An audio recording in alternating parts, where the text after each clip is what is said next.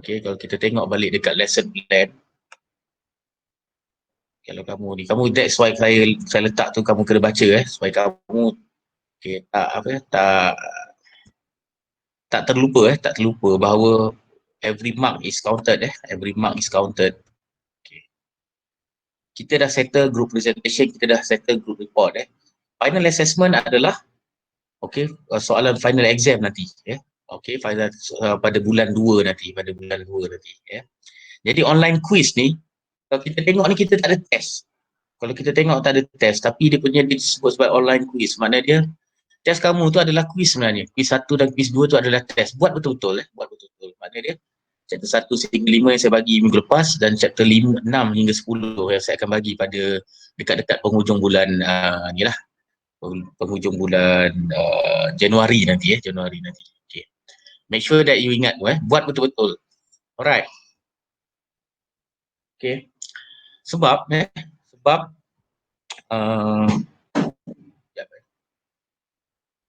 saya tak mahu kamu ni rasa mentang-mentang nama dia quiz je kan, adalah quiz itu that's smart Alright.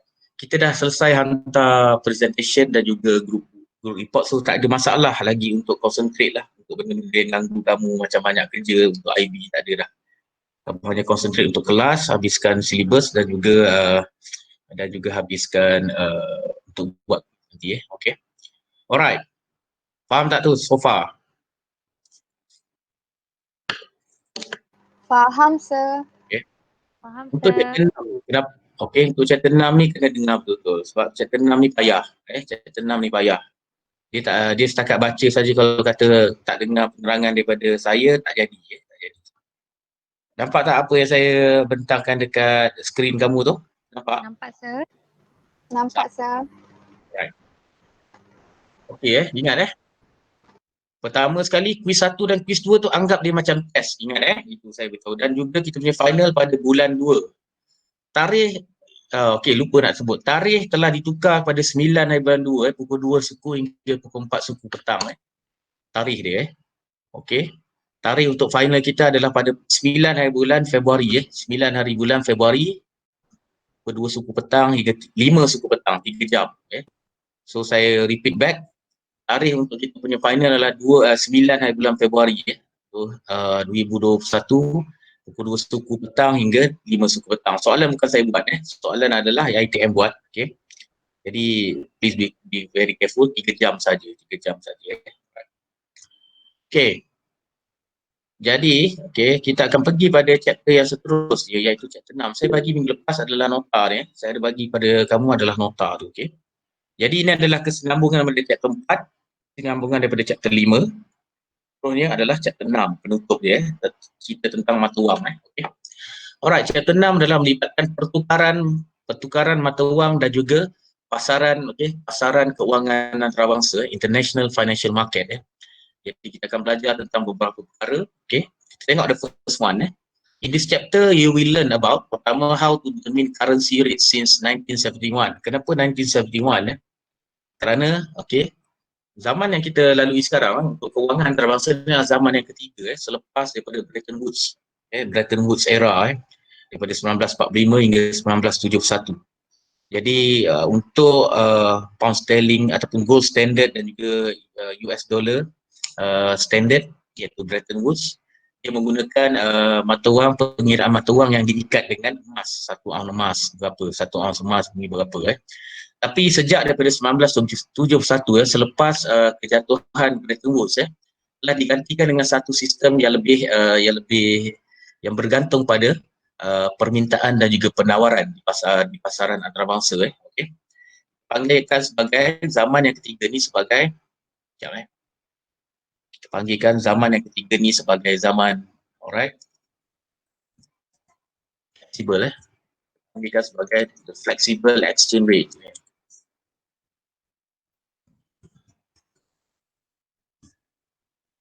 Pakai fixed rate saja. Kita tak pakai yang gold standard dan juga US gold standard. Right. Zaman yang ketiga adalah dipanggil sebagai era pertukaran yang fleksibel. Fleksibel maksudnya dia boleh turun Sama ada turun hari ini, besok dia naik balik, ataupun besok dia naik, lepas tu turun balik, ataupun dia naik lagi, itu fleksibel.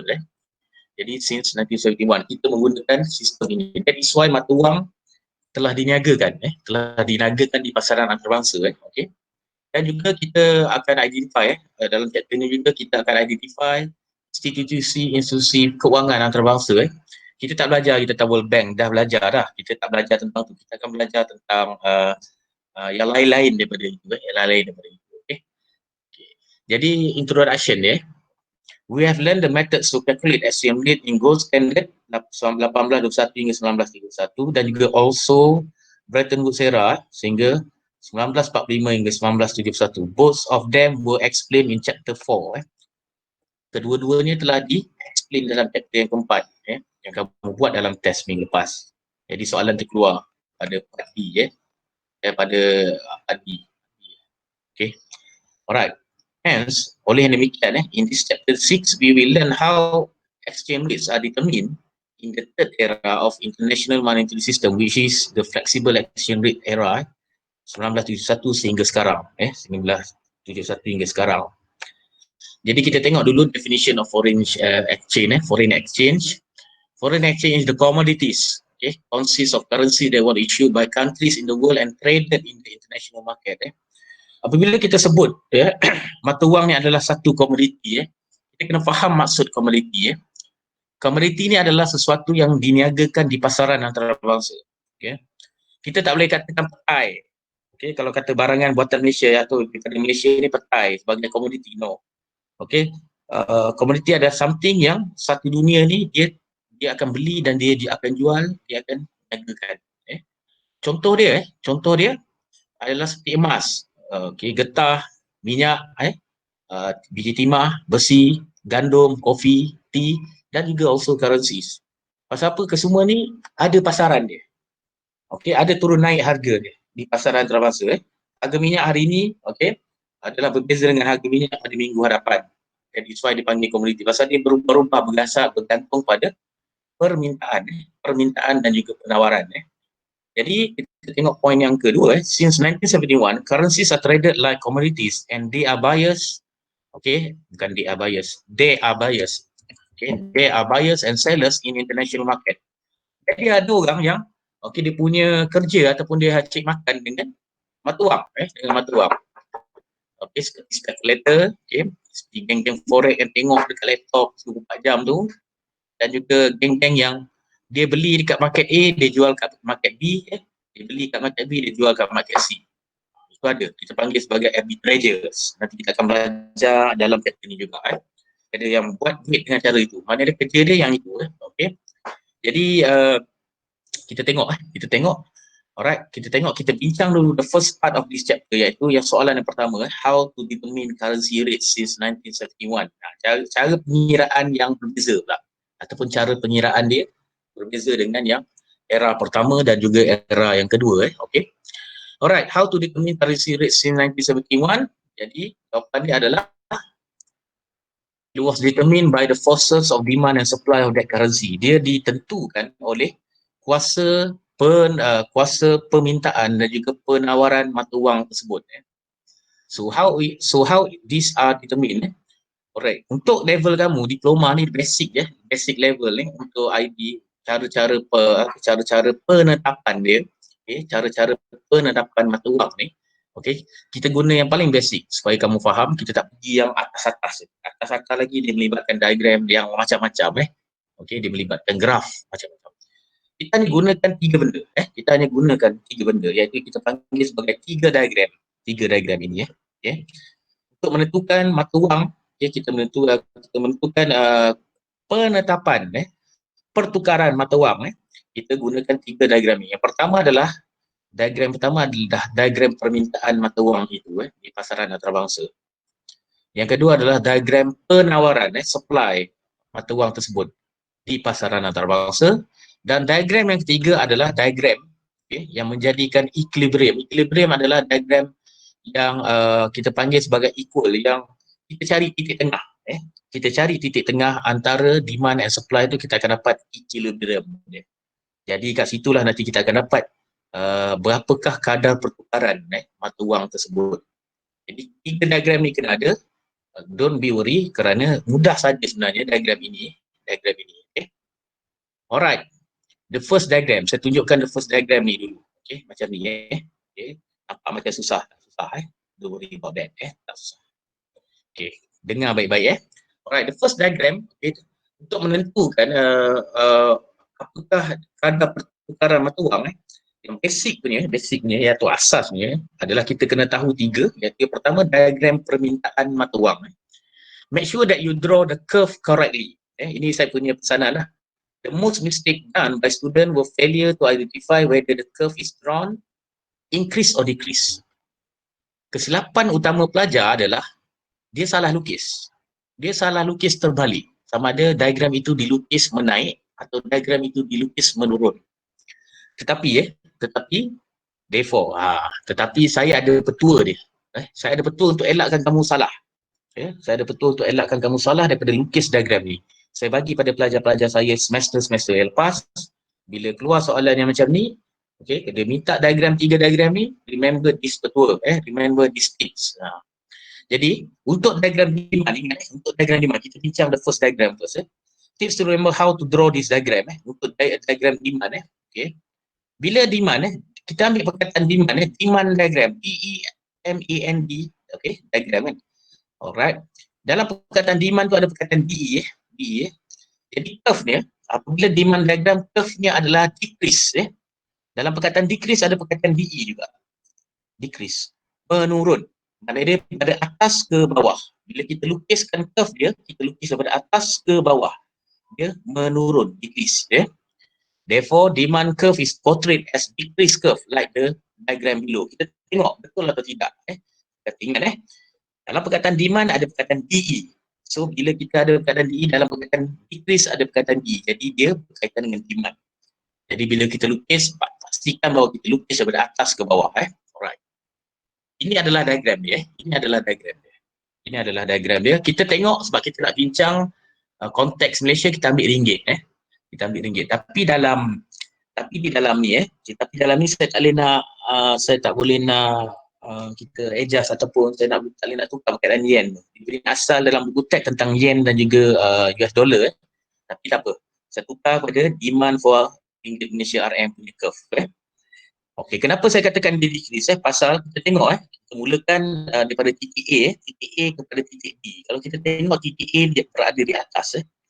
Berada di atas, jadi kita lukis daripada atas sehingga ke bawah. Okey. Daripada atas sampai ke bawah. Okey. Faham tak so far? Faham, sir. Faham, sir. Alright. Remember, yang paling penting bila kita lukis, kita pastikan titik kita A tu atas dan B tu ke bawah. Itu menunjukkan dia daripada atas ke bawah, menurun. Macam kamu menurun bukit daripada atas ke bawah. Okey. Alright. Jadi, kita tengok dulu Jadi di dalam diagram ni saya tak boleh nak lukis. Kalau kata dekat kelas, saya akan tunjukkan dia akan tunjukkan diagram yang ada nombor kat sini ataupun nilai kat sini. So, dalam nota kamu tu saya cakap kat kamu sila ubah ataupun tambah perkataan-perkataan yang ada dalam diagram tersebut kepada berikut. Contoh di sini kalau kamu nak lukis balik, price of yen tukar pada price of ringgit. Mana dia kat bawah ni? Price of yen yang kat sini ni, price of yen tukar pada price of ringgit Malaysia RM. Tak ada perkataan yen dah. Pasal ini saya ambil contoh, kalau saya pakai yen kamu tak faham. Saya pakai demand ringgit Malaysia, saya pakai RM. So, perkataan yen tukarkan. Quantity of yen demanded kepada quantity of RM demanded. Jadi tukarkan. Perkataan quantity of yen di sini jadikan quantity of RM demanded. Manakala P1, nilai dia P1 adalah RM RM8 dan juga P2 tuliskan RM RM2. Q1 200 juta dan Q2 adalah 800 juta. Okey, kalau boleh lukis kembali lah. Untuk memahami dia kamu kena try lukis and then tengok. Okey. Alright. Jadi kita explain dia kenapa dia ada kaitan pula dengan ini. Kenapa dia ada kaitan dengan diagram ini? Macam mana dengan mata wang ditentukan dengan diagram ini? Alright. So explanation dia kita tengok satu persatu supaya kita faham berdasarkan diagram ni apakah yang dimaksudkan dengan nanti pertukaran mata wang tu kenapa right. So demand diagram curve, okay, kita tengok penerangan is derived ataupun diambil from the value of Malaysian export of product and raw materials to other foreign countries. Yeah. Dia ada kaitan dengan ekspor sebab tu dia masuk dalam IB. Dia masuk dalam kita cerita dalam topik dalam IB melibatkan ekspor, melibatkan ekspor. Demand diagram adalah tentang Malaysian export bukan Malaysian import. Jangan salah kebalik dengan supply. Okay. Adalah Malaysian export ataupun penjualan bahan mentah ataupun barangan-barangan okay, buatan Malaysia kepada negara asing. Ini termasuklah kita mengeksport pekerja kita yang bekerja di luar negara. Contohnya ada pekerja kita bekerja di Iraq, di Iraq, di Britain, di Amerika. Itu termasuk dalam yang ini, Malaysian export. Kita ekspor pekerja kita bekerja di luar. Right. Jadi second point, kita fahamkan satu-satu. Okay. Kenapa macam ni? Okay. When foreign countries bought product and raw materials from Malaysia, apabila negara-negara asing ni membeli bahan-bahan, barangan dan juga bahan-bahan mentah daripada Malaysia, contoh dia beli minyak, ataupun kita ambil contoh dia beli minyak daripada Petronas.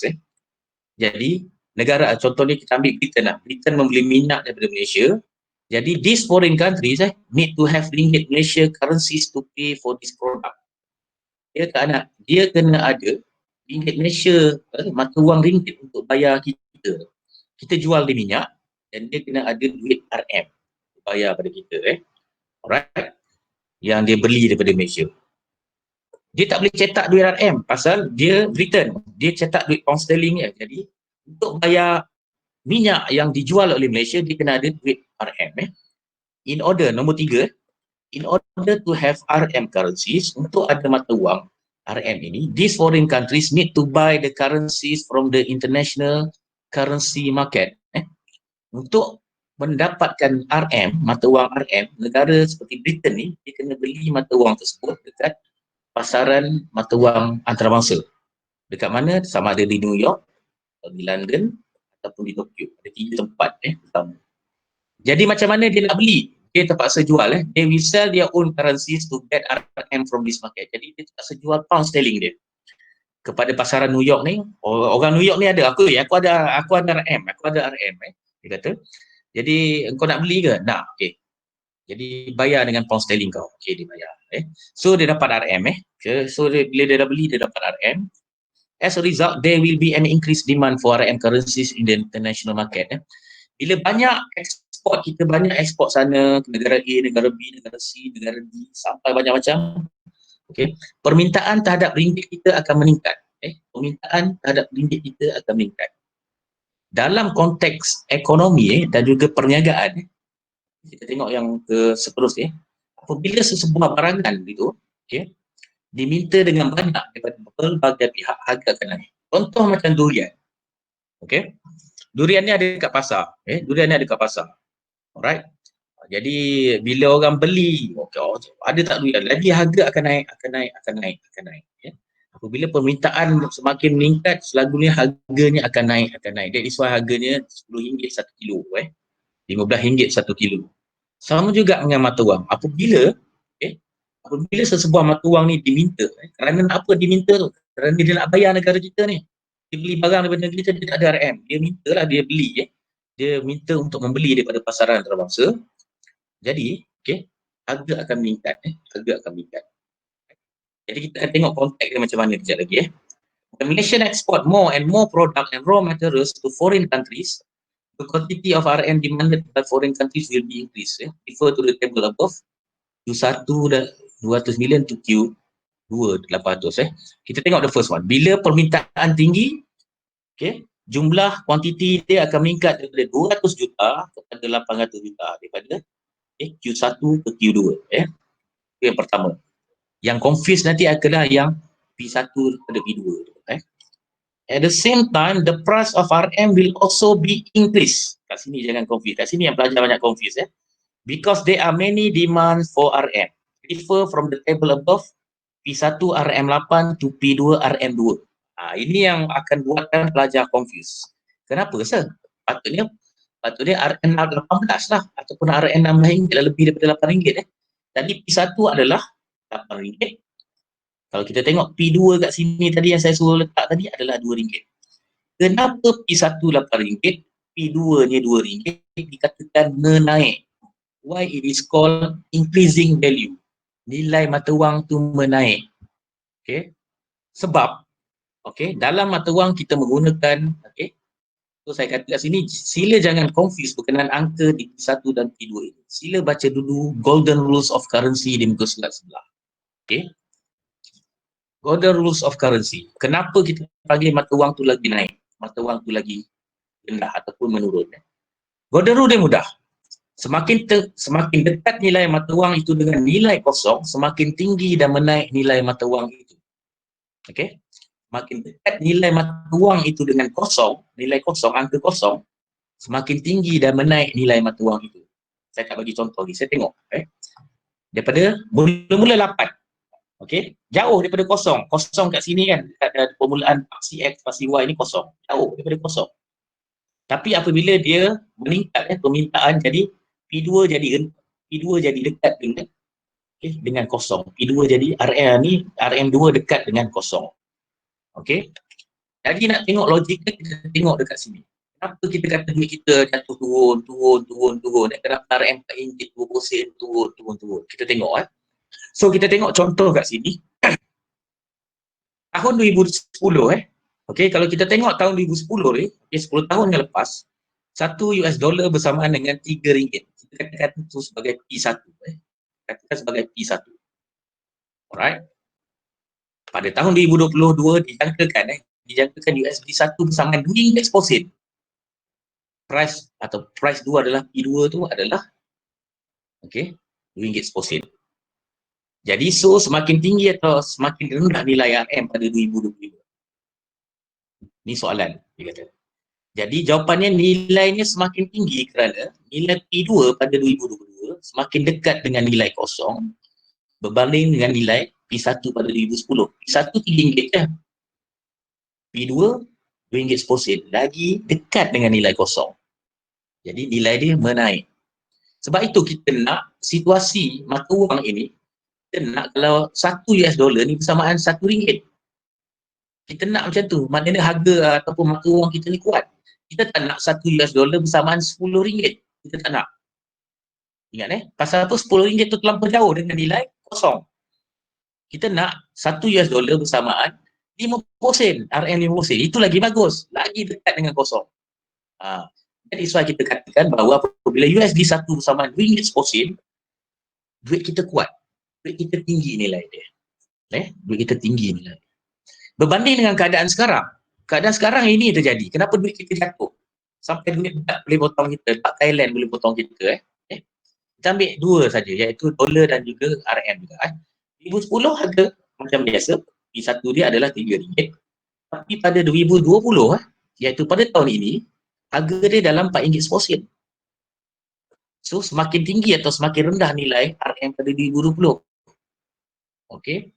Jawapannya nilainya semakin rendah kerana P2 pada tahun 2020 semakin jauh dengan nilai kosong. Nilai asal dia RM3 dekat dengan kosong, tapi 2020 pula RM4 per sen, lagi jauh daripada nilai kosong. Melebihi RM3. That's why kita panggil duit kita jatuh pada sekarang. Kalau kita pergi luar negara, mati kita nak keluarkan, kita nak tukar duit, kita dapat sikit. Tukar Korean won, nak pergi melancong ke Korea, lepas COVID nak pergi melancong ke Korea contohnya. Kita terpaksa pakai banyak duit kita untuk dapatkan nilai sekian-sekian yang kita mahukan. Kalau nilai duit kita rendah. Itu masalah dia. So kita simplifikan. Kita simplifikan dapatan contoh di atas dengan formula ini. When value of P1 adalah high and value of P2 adalah low, the value of money is increased. The value of money is increased. Kita tengok satu tadi yang dekat diagram tadi, harga P1 dia adalah RM8 tinggi dan value of P2 tu RM2 low. Jadi nilai mata wang adalah meningkat. The currency is high value. Nilai mata wang dia adalah tinggi. Tapi when value of P1 adalah low, contohnya P1 ni adalah RM2 dan P value ni adalah RM8. 2 dan 8. Jadi the value of money is decreased. Ini adalah golden rules yang kamu kena faham. Okay, untuk memahami diagram ini, kenapa ini dipanggil menaik nilai dia, kenapa P1 kepada P2 ni RM8 kepada RM2 ni, okay, adalah tinggi nilainya, sebab kita tengok golden rules ini. Faham atau tidak so far? Faham, sir. Make sure you fahamkan. Make sure you fahamkan. Jangan terbalik. Jangan terbalik. You as a university student kena pandai how untuk kira currency, kena pandai. Kena kira currency, kena pandai. Pasal kamu akan pergi ke luar negara nanti. Okey, pergi ke luar negara. Kena pandai kira. Okey. Ingat ini adalah separuh pemahaman. 1/3 daripada pemahaman. Okey, 1/3 daripada pemahaman. Ini daripada demand adalah daripada Malaysian export. Kenapa kat sini kita bagus mengeksport? That is why kenapa duit kita menurun pada tahun 2020 ni, trend daripada 2018, 2019, 2020, kenapa kita punya duit nilai dia menurun? Pasal kalau kita tengok kita punya ekspor tu rendah. Sawit kita rendah ekspor dia pada tahun-tahun yang disebut oleh saya tadi. Getah, barangan-barangan elektronik, kilang-kilang banyak ditutup, jadi tak boleh nak ekspor. Apabila ekspor berkurangan, kita tidak akan permintaan untuk duit kita di pasaran antarabangsa akan berkurangan. Permintaan untuk duit kita akan berkurangan. Pasal orang nak bayar, macam mana orang tak beli? Dia nak minta, nak beli RM, macam mana dia tak beli? Beli barang, tak beli bahan mentah. Jadi sebab pentingnya kita ekspor dengan banyak. Kalau kita tengok trend daripada tahun 80-an sehingga 90-an, kita punya Malaysian export begitu tinggi sehingga kan duit kita tinggi nilainya. Okey, duit kita tinggi nilai. Saya ingat lagi dulu duit kita dengan Singaporean dollar ni tak banyak beza. RM satu Singapore dollar bersamaan RM RM1.5. Okey. Satu Singapore dollar bersamaan dengan RM RM1.5. Sekarang kamu tengok satu Singapore dollar bersamaan dengan RM3.60 ke RM70. Okay, jadi nilai duit kita tu makin jauh dengan nilai kosong, makin rendah. Pasal apa? Kita tak kuat kita punya ekspor. Kita tak kuat kita punya ekspor. Sebab apa? Sebab masalah dia adalah pada yang the next diagram. Masalah dia adalah pada the next diagram yang Malaysia ni menghadapi ni. Alright. Untuk second diagram pula, saya pergi tu. Diagram of supply of currency. Tadi dah ada demand. Okay. Kita kena ada supply. Pasal apa kena ada supply? Pasal kita tengok definition ke atas ni.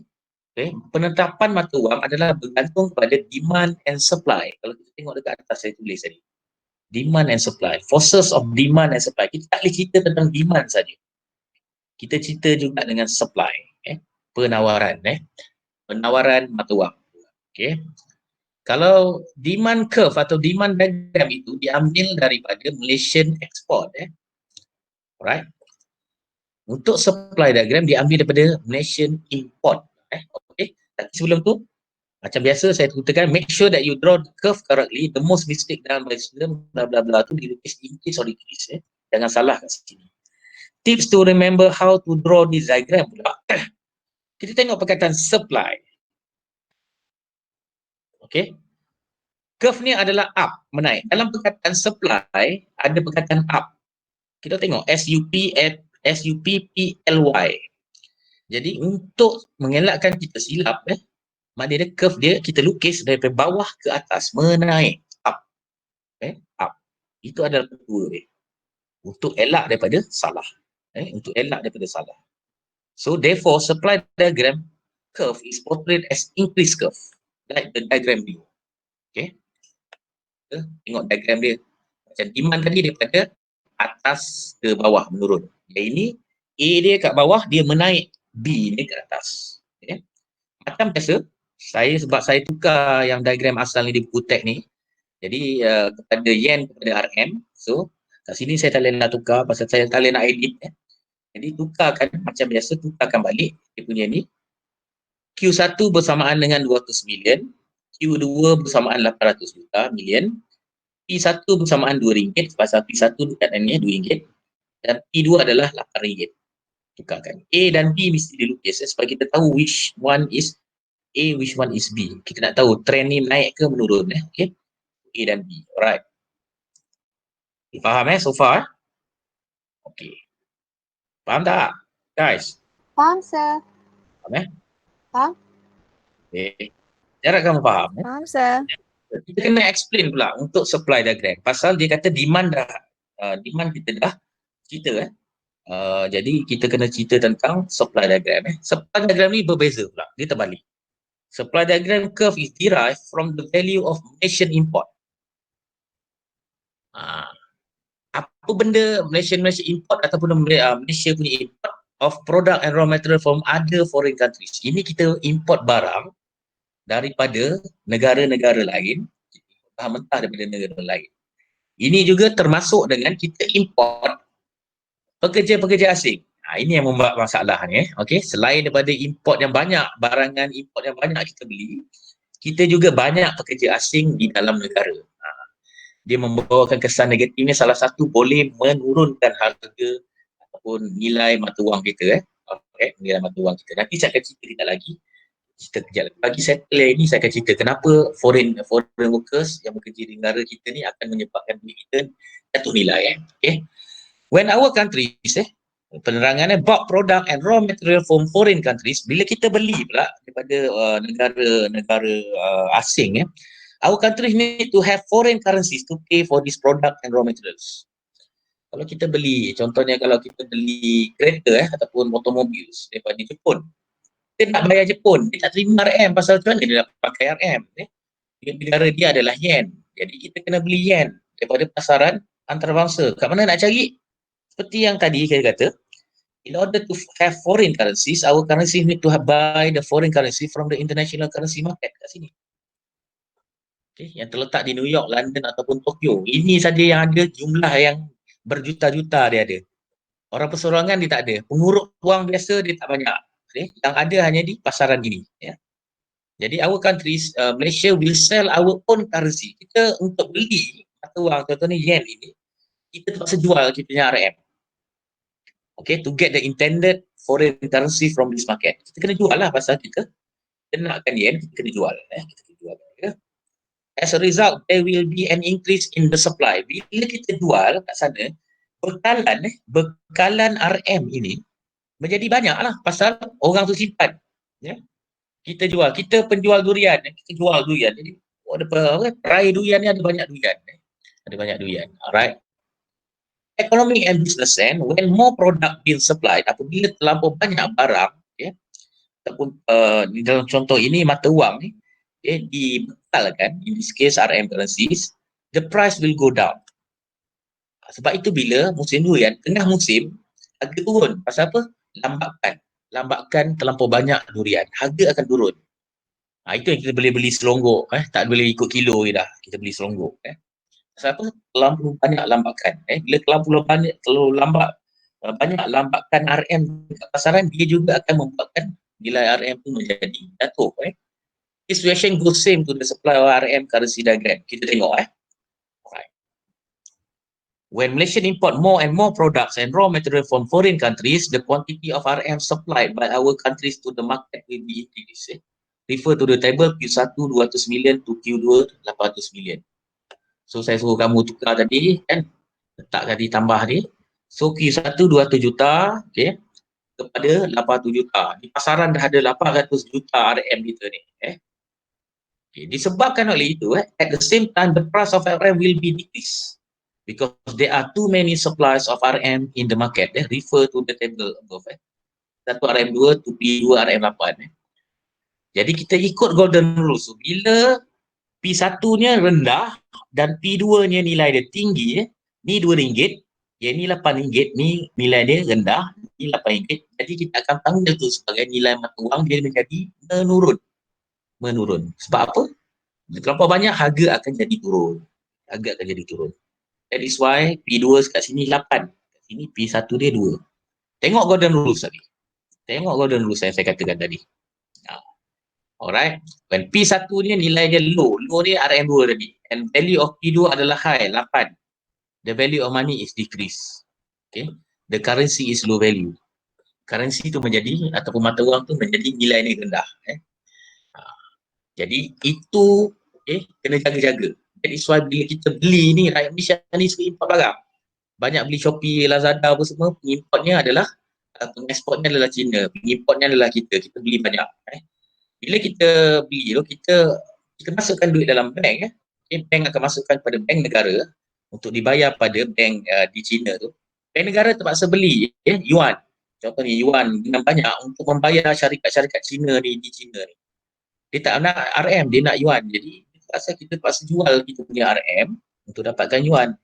Sebab kita kalau kita import banyak, jadi duit akan berada banyak di pasaran, duit RM. Duit RM akan berada banyak di pasaran antarabangsa dan menyebabkan nilai dia jadi menurun. Sama juga dengan pekerja asing. So saya sentuh balik pekerja asing. Kenapa dia tak bagus?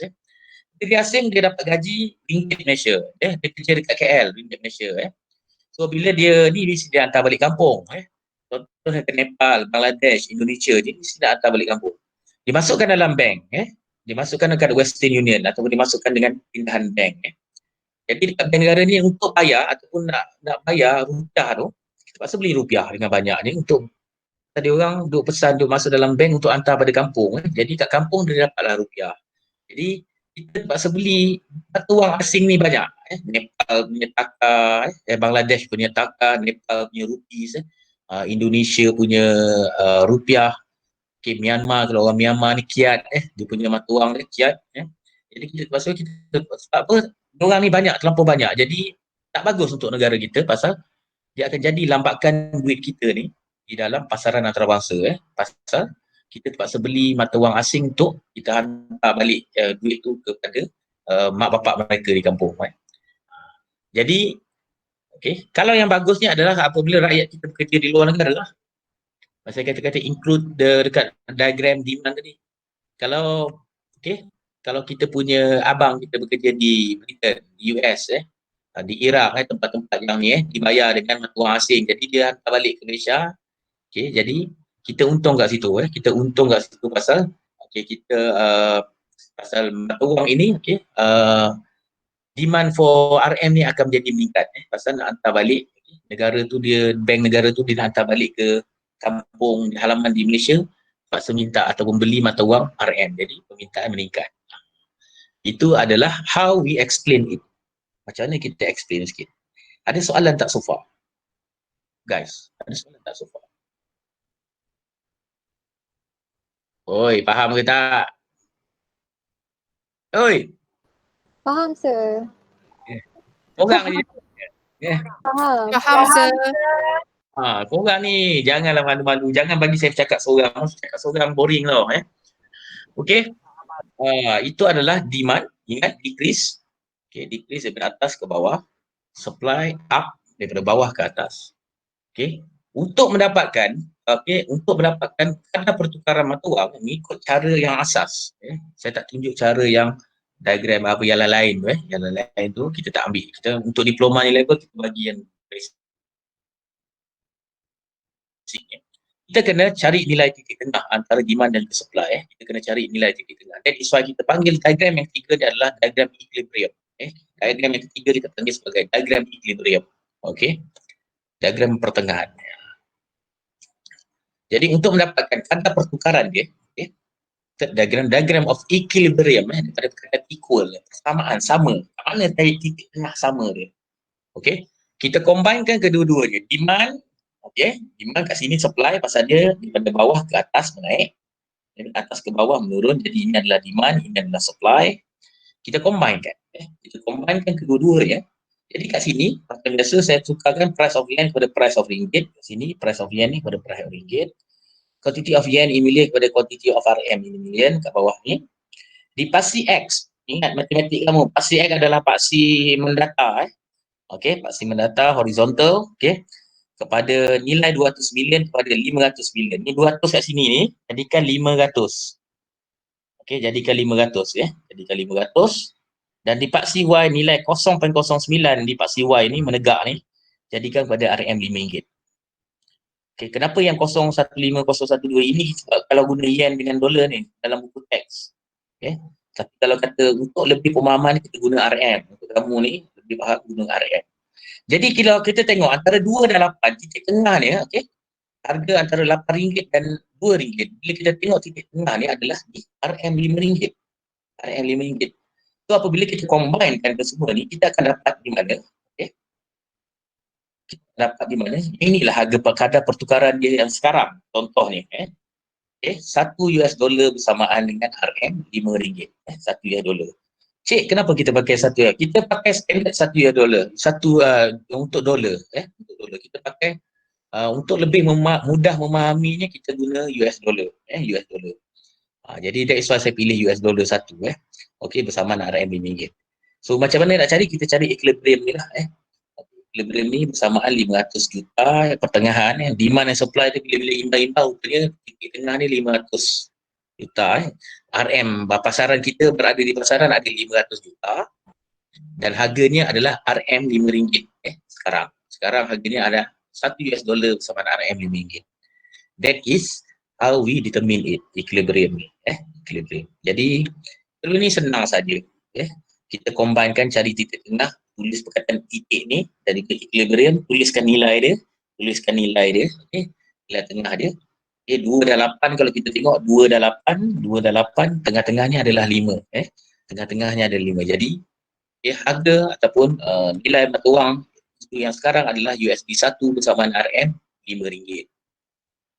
Itu adalah how we determine, cara paling asas untuk determine supply and demand of currency yang akan menjurus pada nilai pertukaran. Kalau kita tengok chapter 4 tak pakai macam tu. Chapter 4 dia tambat nilai ataupun fix. Tapi kat sini ni, hari ini mungkin, ataupun bulan ini mungkin US dollar 1 bersamaan RM5. Bulan depan mungkin harga dia naik jadi US dollar 1 bersamaan dengan RM4. Tu, pasal dia ada turun naik. Dibuatnya tahun depan ekspor kita meningkat, meningkatlah mata wang kita. Sekarang mata wang kita ni dia statik. Turun sikit, naik sikit, turun, naik sikit, tapi tak turun banyak, ataupun tak naik banyak. Okay. Pasal apa? Kita ekspor kita masih lagi dalam proses recovery. Banyak sawit kita, minyak kita dan juga getah kita, kita kena banyakkan barangan kita dan juga bahan mentah. Okay. Saya buka soalan pada semua. Sebelum saya pergi pada the next one. Soalan. Sir, Yeah. nak tanya, maknanya kalau kita nak buat comparison, memang kita compare dengan US dollar. Okey. Kita boleh buat comparison dengan tempat lain juga. Kalau nak buat dengan pound sterling, kita nak buat dengan yen. Tapi biasanya kita buat comparison, mudah nak tengok ni pasal selalunya orang compare mata wang turun naik ni dengan dolar Amerika. Betul tak? Awak compare ke dengan baht? Ada kan? Jarang. Okey. Sebab bersamaan berapa? Jarang orang cerita. Selalunya kita compare pada ataupun situasi atau senario yang kita faham. Jadi sebab saya ambil dolar. Boleh juga dengan pound sterling. Boleh juga ambil dengan pound sterling. Okay. Jadi sir, kalau nanti waktu nak buat explanation, just buat USD. USD. Yes. Alright. Dalam explanation buat USD supaya kamu nampak. Okay. So ingat golden rules kena ingat. Makin jauh dengan kosong, makin turun nilai mata wang. Kita nak situasi di mana USD 1 bersamaan dengan RM1. Itu very yang bagus lah. Lagi bagus jika USD 1 sama 0.50, 50 sen. Itu yang kita nak. Pasal kita nak nilai mata wang kita dekat dengan kosong. Tapi makin jauh nilai mata wang kita dengan kosong, itu bermasalah. Sebab dia punya golden rules terbalik. Golden rule terbalik. Nilai tinggi ataupun nilai tinggi adalah nilai rendah. Nilai rendah sebenarnya adalah nilai yang tinggi, yang bagus. Terbalik, nilai tinggi adalah nilai yang rendah dan tak bagus. Nilai rendah adalah nilai yang yang tinggi dan bagus. Itu golden rule dia terbalik. Dia adalah opposite punya relationship untuk mata wang. Opposite. Dia tak ada nilai tinggi bagus. Makin tinggi jauh daripada kosong bagus tak? Itu adalah how do we determine it? Alright. Okay. The next one. Saya tak letakkan lagi dalam kamu punya. Saya tak letakkan lagi benda ni dalam kamu punya ni. Saya dah ajar budak-budak 5A, 5B dan 5A, B and C pagi tadi saya ajar. Alright. Tentang the next subtopic ataupun next subtopic adalah so how do we code currency? Bagaimana kita nak sebut sesuatu mata wang? Ini kena tak apalah, kena dengar dulu salin ke apa Yang ni pun teknikal juga. Ni pun teknikal juga. Selepas kita dah dapat kadar pertukaran, contohnya USD 1 bersama RM5 ni. Jadi sebenarnya kita nak sebut ni. Ada dua cara untuk kita sebut sebuah mata wang ni. Okay. There are two ways we code currency. Bila kita dapat contoh dia yang macam ni, contohlah saya bagi apa kita dapat yang macam ni lah. So kita ada dua cara untuk sebut Satu adalah direct, sebutan langsung Satu adalah indirect. Mana indirect tadi? Dua lagi nombor dua adalah indirect, sebutan tidak langsung. Jadi kita tengok, kita bincang sikit, kalau kita sempat kita bincang sikit okay. Alright. Salah satu cara kita menyebut mata wang adalah dua cara. Kalau kamu tengok dekat table pertukaran mata wang, kita akan nampak ada dua cara ataupun bursa ataupun bank negara letak cara sebutan. Satu adalah direct, satulah indirect Okay, kita tengok macam mana direct code dulu Direct code dulu The price of foreign currency in term apakah maksud direct code sebutan langsung? The price of foreign currency in terms of home currency. In term of home currency. Ingat ini adalah dia punya definition. Dua benda yang kamu kena ingat, satu definition, satu adalah dia punya formula Let's say, kita nampak kan, let's say kat sini $1 bersama RM4.20. Saya ambil yang ni saya ambil yang ni, saya ambil RM5 tadi tu atas tadi tu contoh So determine the direct quote. Soalan dia tanya jika harga $1 bersamaan RM4.20, determine the direct quote, sebutan langsung dia Jadi first step, ni kena ingat first step dia. From the question, daripada soalan yang diberikan, identify which one is home and foreign currency. Okay. Daripada soalan di atas ini, okay, daripada soalan yang ini, kita kata identify mana satu home, mana satu foreign. Tips dia kena ingat kita nampak di sini adalah kiri, di sana adalah kanan. Di satu berada di sebelah kiri kita, RM berada di sebelah kanan kita. So dia punya petua dia pula, daripada soalan yang diberi, mata wang yang disebut di sebelah kiri adalah foreign currency. Mata wang yang disebut di sebelah kiri adalah mata wang asing. Manakala mata wang yang disebut sebelah kanan adalah home currency. Home currency. Yang ini kita nampak lah, pasal ada RM ni, kita mata wang kita mestilah masalah tempatan USD dollar mata wang asing. Apa kata kalau jika soalan macam ni? Sebab apa saya katakan belah kiri dan belah kanan tu? Kalau soalan dia macam ni, Yuan 1 bersamaan Rs20.58. Contoh dia, kalau dapat soalan macam tu. Jadi, dua-dua bukan negara kita ni. Yuan ni adalah China punya mata wang, Rupiah adalah India punya mata wang. Jadi, mana satu foreign, mana satu yang home. Jadi, betul tadi. Yang sebelah kiri adalah foreign, yang sebelah kanan adalah home. So tips dia kena ingat yang penting. Dia kena ingat So apabila buat itu, kita kena tulis. Tulis siap-siap USD adalah foreign. Pasal apa kena tulis siap-siap? Pasal kita nak guna formula ni jangan terbalik, jangan salah. Kita nak guna formula kita lepas ni, jangan salah. So RM adalah home currency. Tuliskan. Sebelah kiri adalah ni, jadi kita letakkan USD. Sebab apa? USD berada di sebut sebelah kiri tu.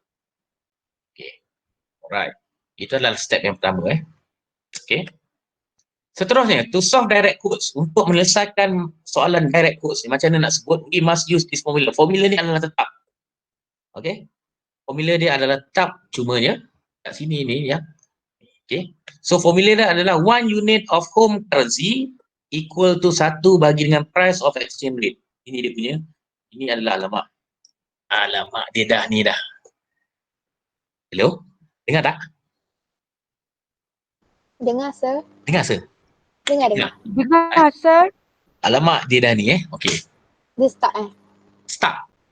Tak apa. Dia ada start kat situ So, 1 unit of home currency, okay, kita tengok sini tadi, home currency dia RM. Jadi, bila kita selesaikan di sini melalui formula ini, 1 unit of home currency alias RM1. Pasal apa RM1 bukan USD? Pasal home currency kita adalah RM. Jadi, jadikan dia sebagai RM1 bersamaan dengan 1 bagi RM RM4.20.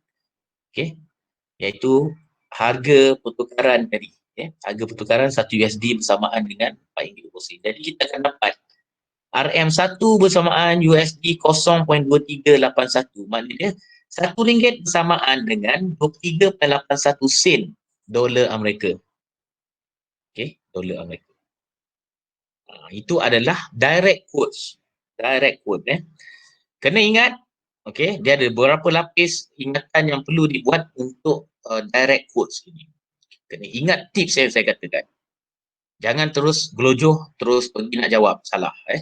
Pertama sekali, identify mana kiri, mana kanan. Yang kiri adalah foreign, yang kanan adalah home.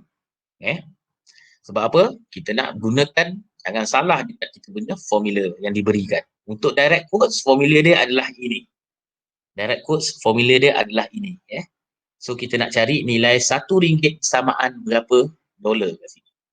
Seterusnya, okay, mana pula? Saya nak tanya kejap. Apa? Oh, maknanya yang price of exchange rate tu equals to home currency lah kan? Yes. Alright. Okay. Dia punya dalam ni, dia dengan price of exchange rate ni ditulis macam tu. Formula dia, price of exchange rate. Okay. Alamak, waktu ni lah dia ni. Saya pelik lah laptop ni. Oi.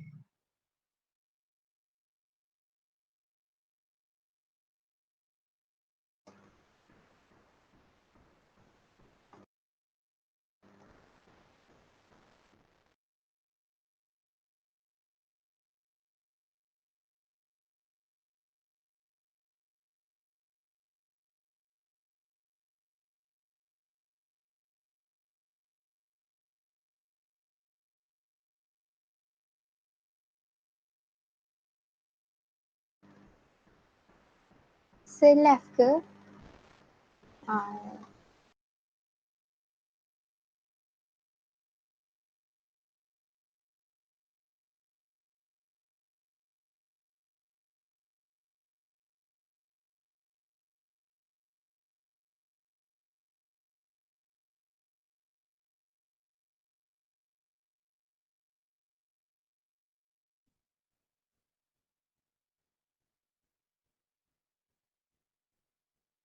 Sir, unmute dulu. Okay. Assalamualaikum. Salam. Laptop saya hang aduh. Laptop saya hang. Dia lambatnya, tak tahu pasal apa. Okey, yang ini saya akan explain pada hari Khamis boleh Saya akan explain sikit untuk hari Khamis. Sir. Okey, dengar tak? Dengar, sir. Okay, nanti saya akan letakkan dia punya nota tu dalam kamu punya ni lah, tambahan nota-nota untuk seterusnya untuk chapter ini. Nanti saya letak balik dekat Google Classroom. Dia senang je. Direct quotes dan juga indirect quotes adalah benda yang mudah saja. Okay. Tak apa, nanti kita tengok nota kita faham. Okay. Tapi kena ikut step by step. Nanti saya explain balik step dia macam mana nak buat. Okay. Macam mana nak buat. Okay. Attendance tu. Untuk attendance nanti saya akan bagi kemudian, boleh tak? Saya kena settlekan masalah laptop saya ni. Boleh, sir. Okay. Boleh, sir. Tak tahu pasal apa. Okay. Itu saja pada hari ini. Kita jumpa pada hari jumpa lagi pada hari Khamis. Pada hari Khamis. Okay. Alright. Sekian, wabillahi taufiq wa hidayah. Assalamualaikum warahmatullahi wabarakatuh. Waalaikumsalam. Thank you, sir.